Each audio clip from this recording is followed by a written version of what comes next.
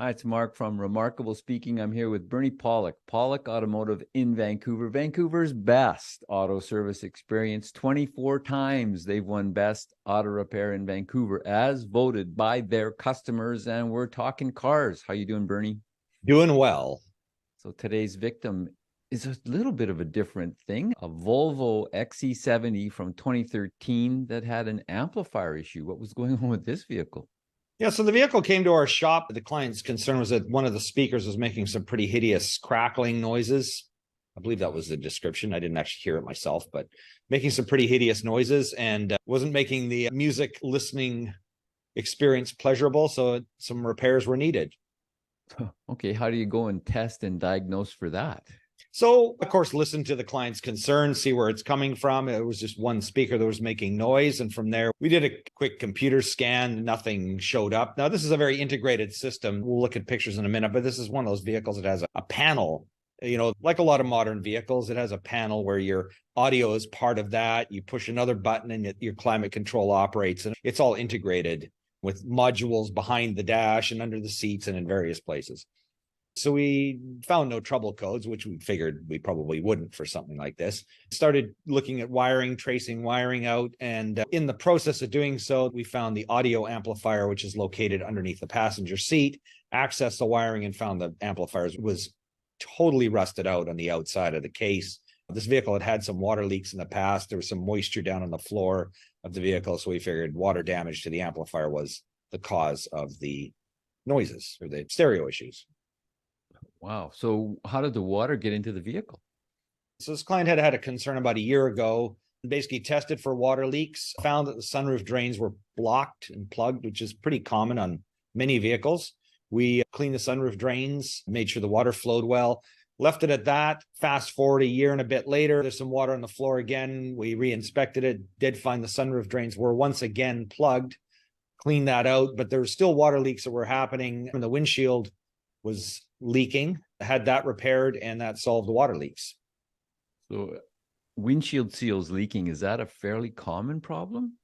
Apparently on this vintage of Volvo it is, and I say apparently because we have a windshield shop across the road from us, and we've actually had 3 Volvos in the last couple of months with water leaks, and 2 out of 3 of them were coming from windshield seal leakage. But we were told by the people in the glass place, they said that these windshields, by the time they go to replace them, they can almost push them out from the bottom, that the seals are so badly deteriorated. So, you know, most of these are glued in place windshields, but for some reason the seal on these deteriorates. So something to watch out for if you have a Volvo in the 2010s kind of vintage, a little older, a little newer, there are issues with windshield sealing. So anyways, that fixed that issue, having that windshield seal fixed. So I'm assuming that you had to replace the amplifier. We did.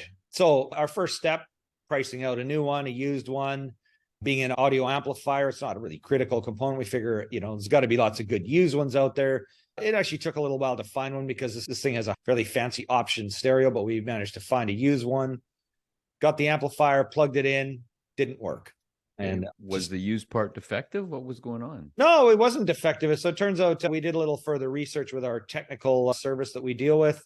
Found out, oh, no, you can't put a used one in. You have to put a brand new one in, and it has to be programmed to the vehicle, which I find absolutely insane amount of waste. I mean, we run into this issue on many cars, mostly European cars, where they have certain modules where you can't just plug it in. It's not plug and play. You have to actually program the module to the vehicle. Why an audio amplifier would ever be like that is beyond my imagination. But you're A, forced to buy a brand new one, very expensive. And B, you know, what happens to this car when they no longer decide to sell this amplifier? When I called the dealer, he said, yes, it's still available. And it started to make me think, well, what happens when they say it's not available? Are you going to do without a stereo? Yeah, it's 10 years old already, and a lot of stuff is not manufactured around that point. Yeah, after 10 years, a lot of auto manufacturers don't make parts anymore for a particular item. So, you know, 20 years from now, it might still be available, but it's getting to be hit and miss. So the other option we looked into, because I thought, well, this is very expensive. Could we get a aftermarket stereo put in? So I called one of our, I'll just put a plug in for Ralph's Radio in Vancouver, very good place to buy any audio equipment. They looked into it and said, no, we can't do anything with it. So you're basically stuck on this car to deal with the exact stereo. And let's just get into some pictures right now while we're here. There's our car. This is actually, by the way, an ex-Ontario vehicle. So, things like rust are definitely more of an issue, and corrosion. And that could actually have affected the windshield seal as well. Here is a good view of the amplifier. This is the amplifier taken out of the vehicle. Ouch.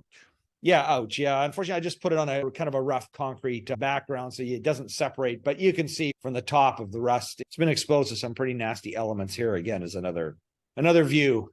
If it was working, it would be a surprise with that kind of corrosion and rust.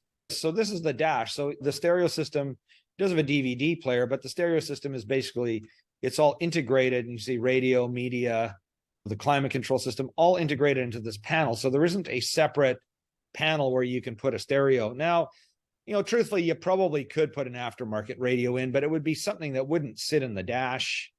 It would have to be hacked into place, which would be ridiculous because it's a beautiful car and it would damage all the styling of the vehicle. So it would be a very poor option. Really, the best thing would probably be a little portable Bose speaker and your iPhone. It would be really the only other option for audio if you couldn't get the amplifier or chose not to spend the money. So that's basically our show for today. And how did it all work once the new app was installed and the windshield was repaired properly? Yeah, it's all good. No water leaks. The stereo sound beautiful. Now, here's the interesting thing. We were told that the amplifier had to be programmed for the vehicle, but as it turned out, we installed it and it actually worked right out of the box, which was kind of interesting. I mean, we did order it by VIN number, so it might be that they programmed the VIN number or something into the amplifier before they shipped it. I don't know. There was actually a core charge on the part too, so I'm assuming that means it's been remanufactured, but I don't really know for sure. But yeah, we were told by not only our tech people that we deal with, but also by the Volvo dealer that we bought it from that it would need to be programmed, and it actually didn't. So that ended up saving the customer some money, which was nice because, the programming is a few $100s. So it was good savings there, but nonetheless, annoying and frustrating. And, we see this on cars with wasteful parts, and I'll be quiet now. Our 2013 Volvo XC70s for reliability. Yeah, they're pretty decent cars. I mean, they are complex. Things do tend to go wrong with them than your sort of average car, but, they're overall a good vehicle, good quality, safe, good all-weather car. So if you're looking for service in Vancouver, BC for your Volvo or any European vehicle, in fact, or any kind of vehicle, pretty much, you can see the folks at Pawlik Automotive. You can book online at pawlikautomotive.com, or you can call them 604-327-7112 to book your appointment. You have to book ahead. They're always busy. Pawlik Automotive in Vancouver, BC, Canada. Thanks so much for watching and listening. Thanks, Bernie. Thank you, Mark. Thanks for watching.